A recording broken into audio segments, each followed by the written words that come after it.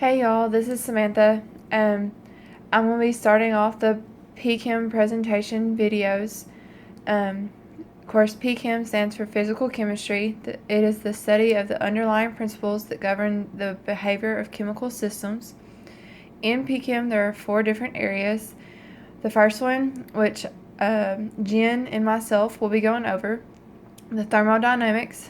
It shows the relationships among the various equilibrium properties of a system. Another area is quantum mechanics. I believe Lou Ann will be going over this. It is the new set of laws which govern the motions of molecules, atoms, electrons, and nuclei. The study of spectroscopy is derived from this. The third section is kinetics. Krupali and Natalia will be going over kinetics. Kinetics is the study of the reaction rate, and this uses parts of thermo, quantum mechanics, and stat mechanics, which stat mechanics relates the macroscopic properties to the microscopic properties and allows calculations of macro from micro. Moving on, the first law of thermodynamics talks about internal energy, which the general equation is delta U equals Q plus W. Internal energy is the total energy of a system. It is the sum of all kinetic energy and potential energy terms of the particle. It is a state property because it only depends on the current state and it's independent of how that state was determined. It is also an extensive property, with its units being joule or calorie, and a conversion factor would be 1 calorie is equal to 4.18 joules. The scientific definition of the first law of thermodynamics is the internal energy of an isolated system is a constant, and in all other systems it can be changed by either heat or work. Looking at the equation, delta U equals K plus W, Q is the heat gained by the system, and W is the work done on the system.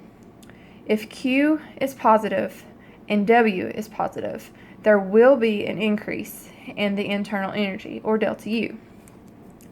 Looking down here at the diagram, this is a gas piston. If we were to compress this gas, the internal energy would increase because there is work being done on the system. If we were to expand the gas, W, or the work, would be a negative number because work is being done by the system.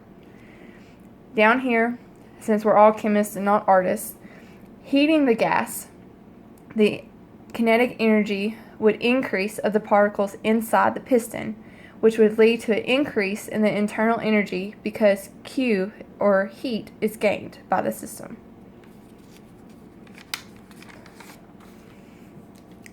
Looking at different equations for the first law with pressure and volume constants work in gases for closed systems.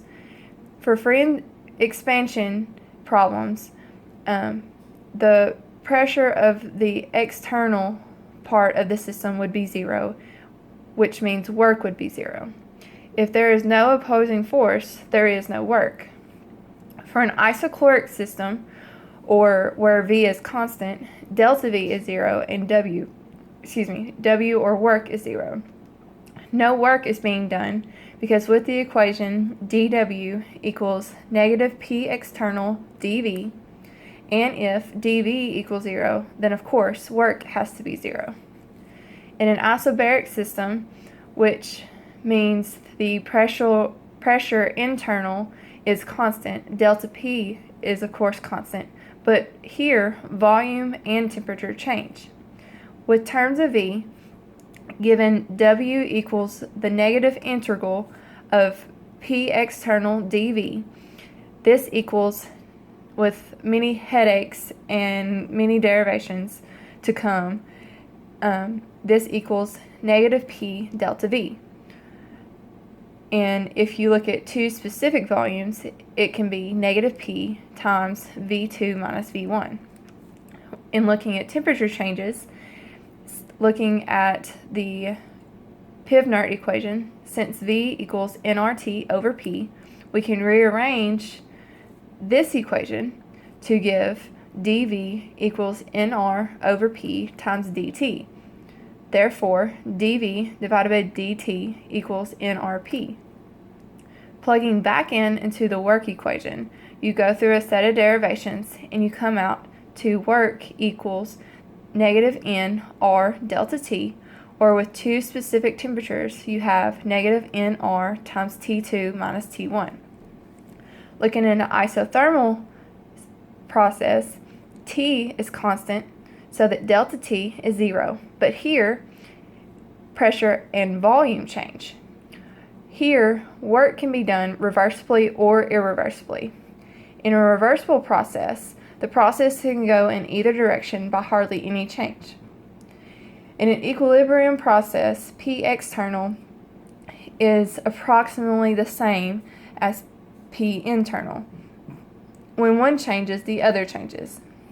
In an irreversible process, the process cannot go in either direction by hardly any change.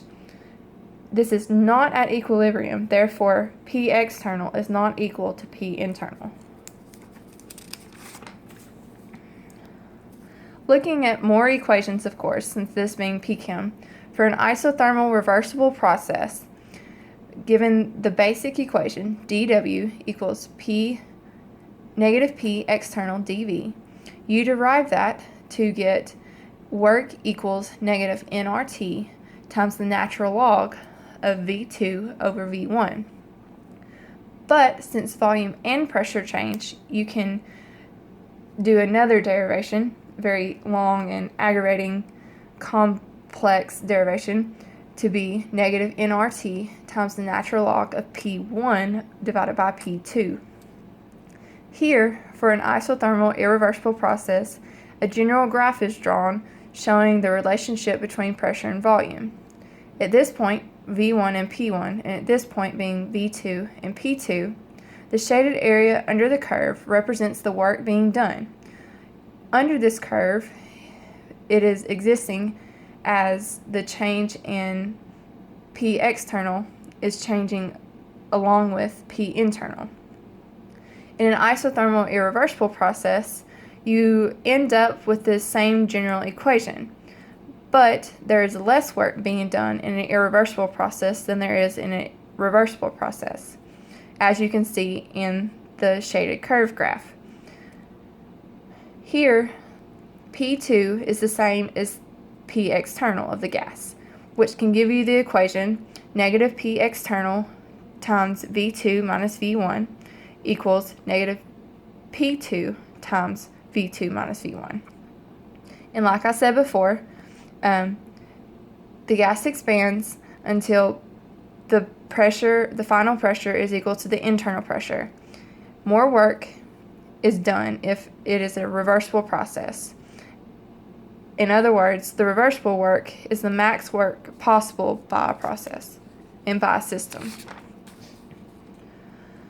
Looking at how to measure Q, since we've been talking about W so far, we can look at the heat capacity. Of course, we all know the general equation from Gen Chem is M sub P delta T equals Q. Well, we can further derive this equation to get us just Q and C. Here we end up with C equals Q divided by delta T, with units being joules per Kelvin. Of course, paying attention to the units is very key when going through problems, example problems. Here we have a relationship between CV and CP. CP is the heat capacity at a constant pressure, whereas CV is a heat capacity at constant volume. These are not the same, but there is a relationship, and for ideal gases, the relationship is CP minus CV equals nR. CP is greater than CV because at constant volume, there is no work being done to change the internal energy of the system.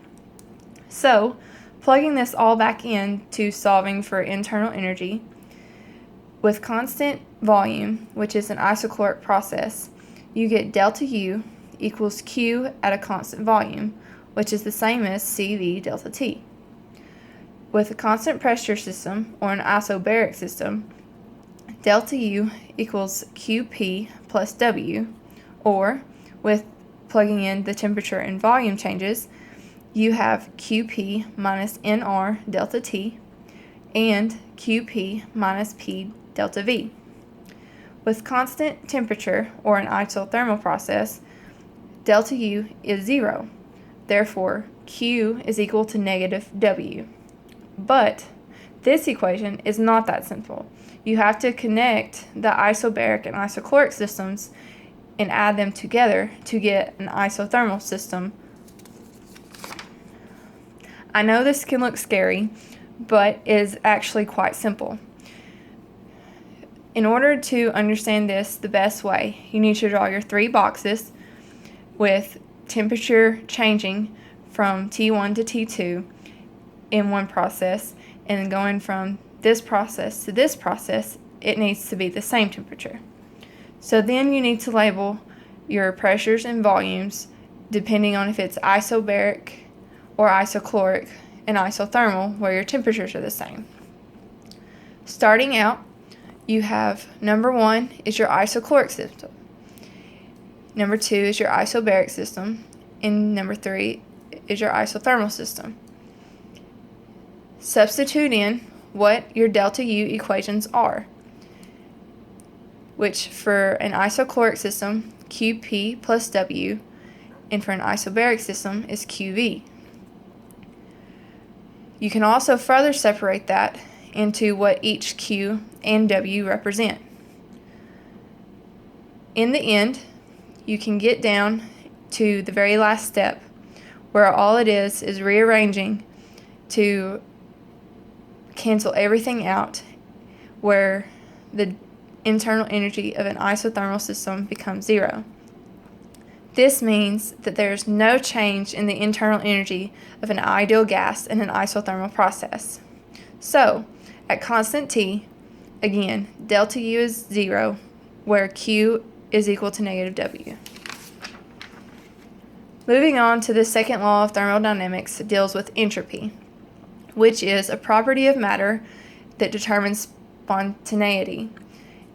And this also describes the number of ways that energy can be stored in a system and is related to disorder. If a system is spontaneous, it has a natural tendency to occur. If it is non-spontaneous, it does not have a tendency to occur.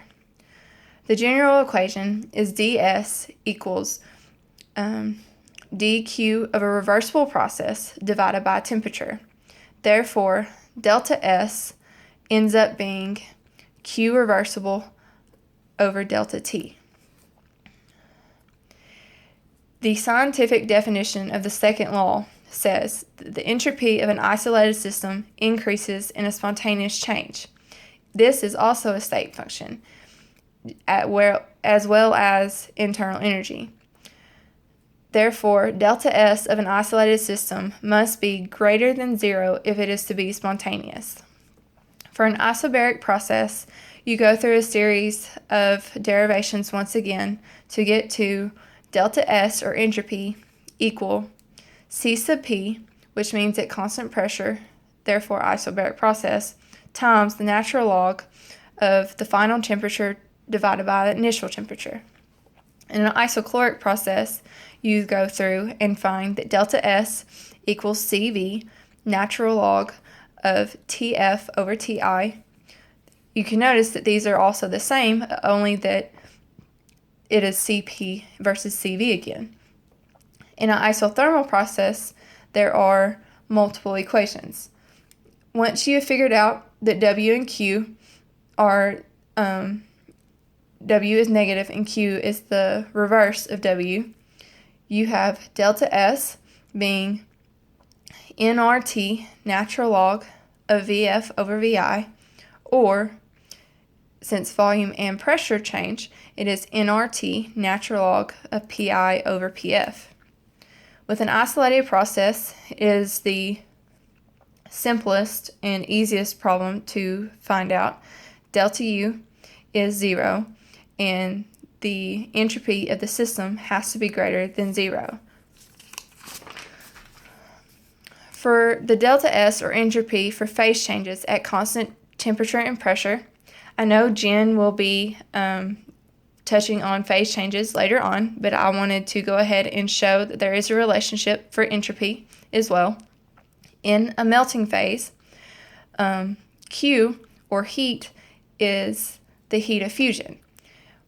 And this can be plugged into a delta S equation to be the heat of fusion divided by the freezing point temperature. This can be done for the same process for boiling phase changes, where instead of fusion, this is evaporation. So this is delta S equals heat of vaporization divided by the boiling point temperature. There are multiple applications of entropy. One application is the efficiency of a heat engine, like in a car engine. You go through a series of derivations to get that if the heat engine, since it is a spontaneous reaction, you have to prove that it is a spontaneous reaction by using the colder heat. It has to be greater than the warmer heat value times the colder temperature divided by the hotter temperature. The Carnot efficiency is another application of entropy, and this is related to the max amount of work being done. The Carnot efficiency equation is its variable equals 1 minus the cold temperature divided by the hot temperature. A common application seen every day in the industry is refrigeration. It is a non-spontaneous process. It is the reverse of any process that we have discussed thus far. You get that the entropy is the negative heat of the cold system factored out of this equation, and it is less than 0, which is making it non-spontaneous. In summary, with some shorter versions of the definitions of the first law and second law, you have the first law of thermodynamics being delta U, or internal energy of an isolated system, is equal to 0. For second law of thermodynamics, the entropy, or delta S, of an isolated system must be greater than 0 if it is spontaneous. Thanks, and I hope you all enjoy the rest of our presentations.